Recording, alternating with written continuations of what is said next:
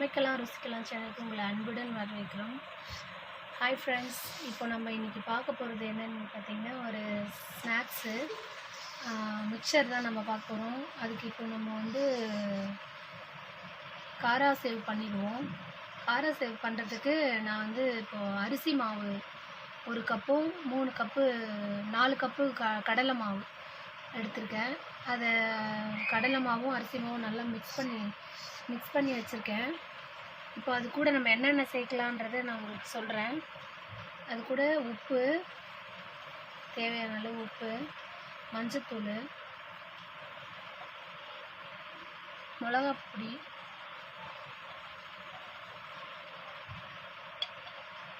பெருங்காயத்தூள் போட்டுக்கலாம்.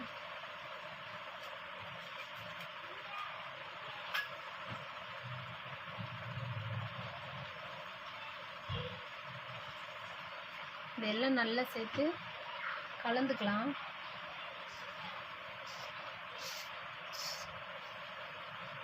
இது மிக்சர் பண்ணுறதுனால நான் வந்து ஓமம் போடல, தனியாக ஓமப்பொடி பண்ணுறதுனால நம்ம ஓமம் வந்து அரைச்சி வடிகட்டி இதில் ஊற்றிக்கலாம். நான் மிக்சர் பண்ணுறதுனால ஓமம் போடலை. இதே நல்லா தண்ணி ஊற்றி பிசைஞ்சிக்கலாம். பிசைஞ்சிட்டு அதுக்கப்புறமா ஒரு குழிக்கரண்டி எண்ணெய் நல்லா ஹீட் பண்ணிவிட்டு அதை இதில் ஊற்றி பிசைஞ்சிடலாம். அப்போ கொஞ்சம் நல்லா ஓமப்பொடி வந்து கொஞ்சம் நல்லா முறுமுறுன்னு வரும். அதுக்காக தான் இதை நான் நல்லா பிசைஞ்சிட்டு உங்களுக்கு காட்டுறேன். இப்போது இந்த குழல்ல இதை பிழிஞ்சிடலாம்.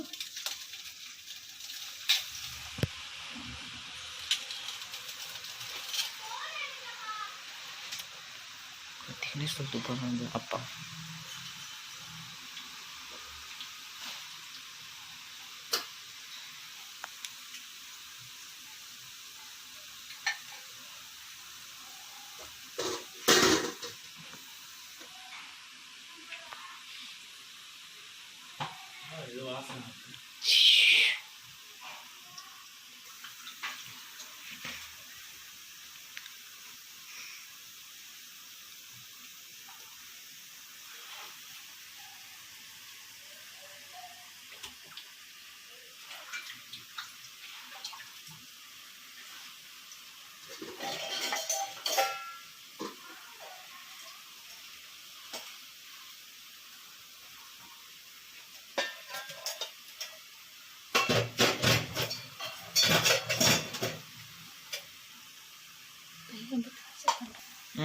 இல்லை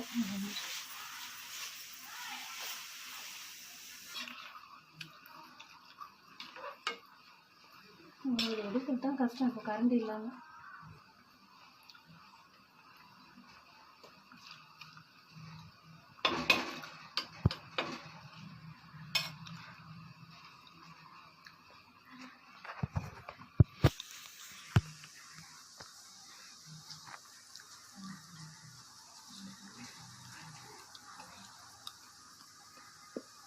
இதே எடுத்துன்னு இருக்குதுங்களா? எடுக்கல, இருடா கொஞ்சம் நேரம். இது சொல்லவா? இது ரெடி ஆயிடுச்சு, நம்ம எடுத்துடலாம்.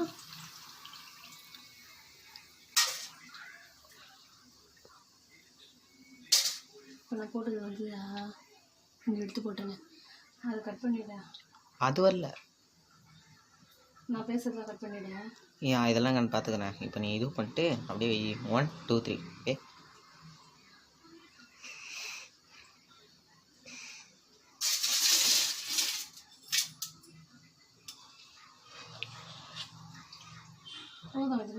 ஓகே.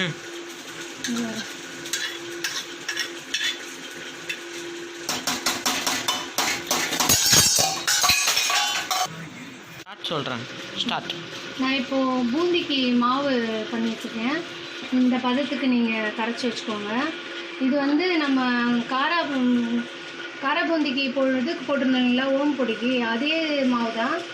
அது கூட நான் வந்து ஒரு கைப்பிடி அளவு அரிசி மாவை கலந்துருக்கேன். ஏன்னா பொறன்னு வரத்துக்காக கலந்து இந்த மாதிரி கரைச்சி வச்சுருக்கேன். இது நம்ம வந்து இந்த மாதிரி பெரிய ஹோல்ஸ் உள்ள ஜல்லிக்கண்டியில் இந்த மாதிரி போட்டு இப்படி பண்ணிங்கன்னா அப்படியே முத்து முத்தாக பாருங்கள், எப்படி அழகாக முத்து முத்தாக உதிருது. இந்த மாதிரி உதிர்ந்துடும். இதை நம்ம அப்படியே போட்டு எடுக்க வேண்டாம்.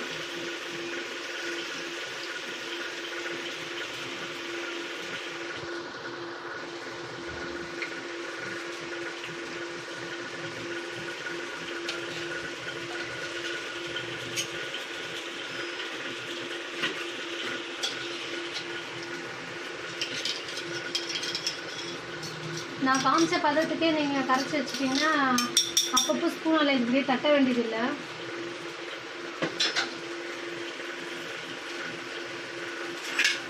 கொஞ்ச நேரம் கழிச்சு இது எப்படி வந்துருக்குன்னு உங்களுக்கு காட்டுறேன். நான் ஆல்ரெடி இதை பண்ணி வச்சுருக்கேன்.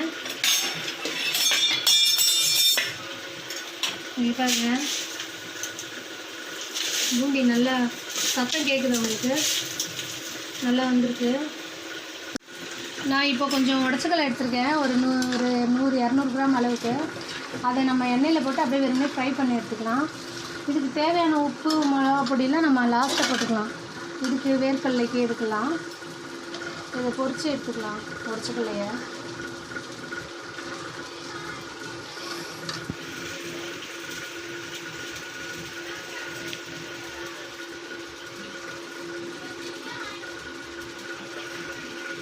டோஸ்ட் பண்ணா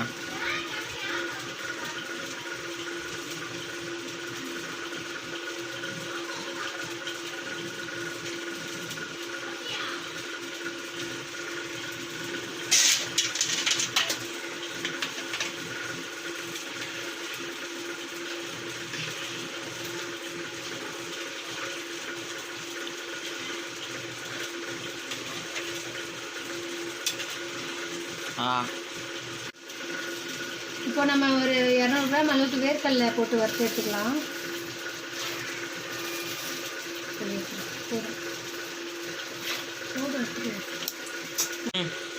சொல்லுவா.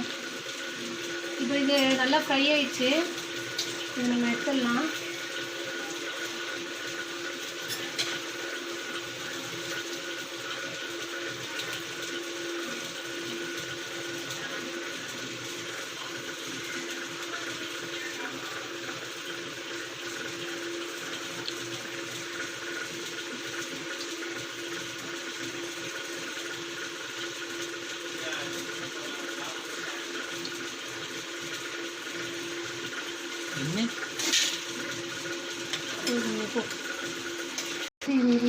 ஆனால்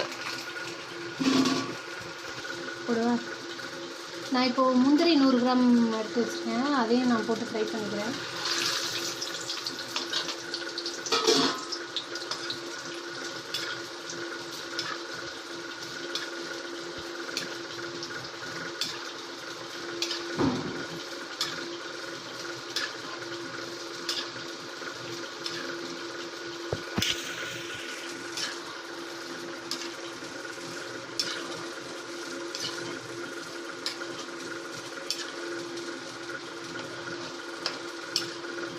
முந்திரி ஃப்ரை ஆயிடுச்சு, எடுத்துடலாம்.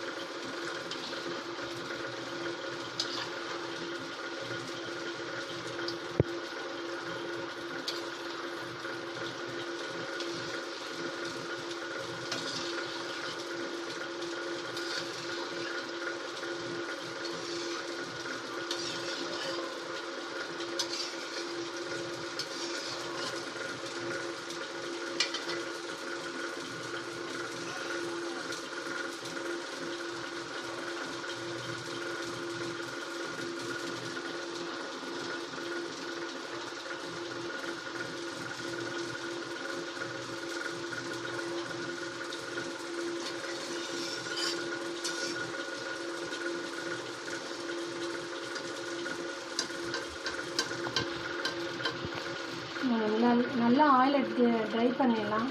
ஆனால் ஆல்ரெடி மிக்சர் எல்லாமே நம்ம டீப் ஃப்ரை பண்ணி எடுத்துருக்கோம். அது முடிஞ்ச வரைக்கும் ஆயிலை நம்ம ட்ரைன் பண்ணிடலாம். போதுண்டா, என்ன போதும். ஆரம்பிச்சிட்டேன். அதே 100 கிராம் அளவுக்கு அவல் எடுத்திருக்கேன், வெள்ளை அவல், தட்டை அவல் எடுத்திருக்கேன். ஏன்னா இது கொஞ்சம் சீக்கிரமாக குக் ஆகிடும், அதுக்காக.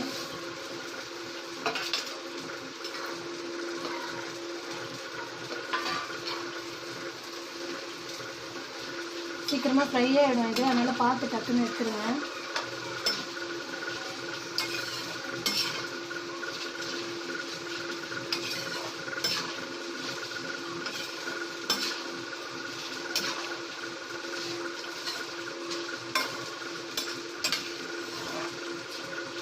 போதும்.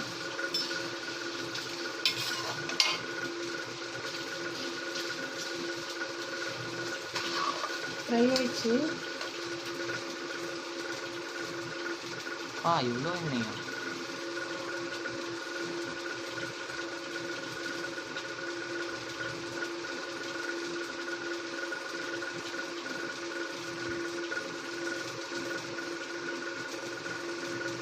போதுமா? இது இருக்கிறதெல்லாம் தீர்ந்துருக்கு.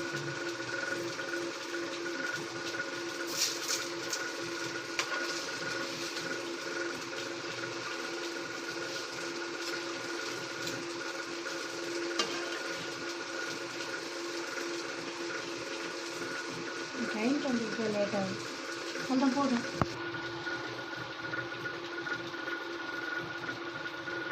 இது ஸ்லோ மோஷன் சொல்லவா? வேணாம் சொன்னோம் சொல்லவா? இப்போ நம்ம இதை எப்படி மிக்ஸ் பண்ணுறதுன்ட்டு நான் உங்களுக்கு காட்டுறேன். இதெல்லாம் கொஞ்சம் சின்ன சின்னதாக உடச்சிக்கலாம், நம்ம அப்படியே ஃப்ரை பண்ணி எடுத்ததுனால.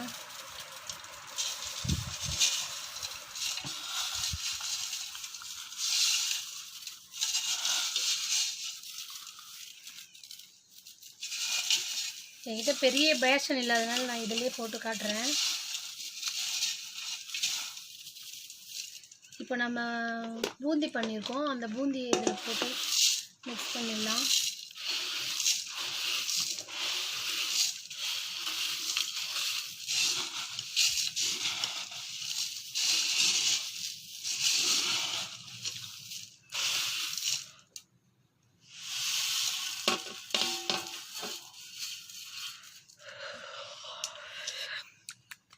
இப்போது அந்த தனியாக மிளகா பொடி இதெல்லாம் போட்டு நட்ஸ் எல்லாம் வச்சுருக்கோம் இல்லைங்களா, அதை போட்டுருவோம்.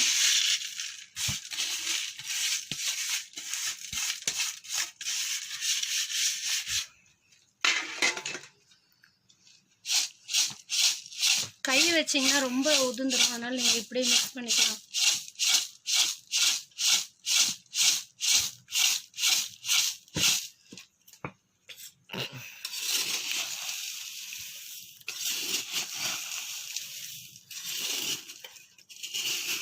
இதில் ஒரு கொத்து கருவேப்பிலையும் நம்ம ஃப்ரை பண்ணி போட்டுக்கலாம், ஆயிலில் ஃப்ரை பண்ணி.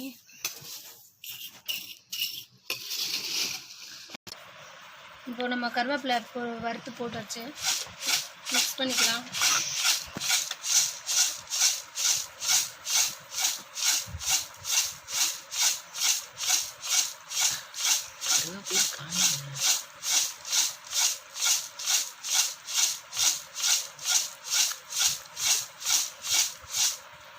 கருவேப்பிலை இன்னும் நிறைய போகணும்.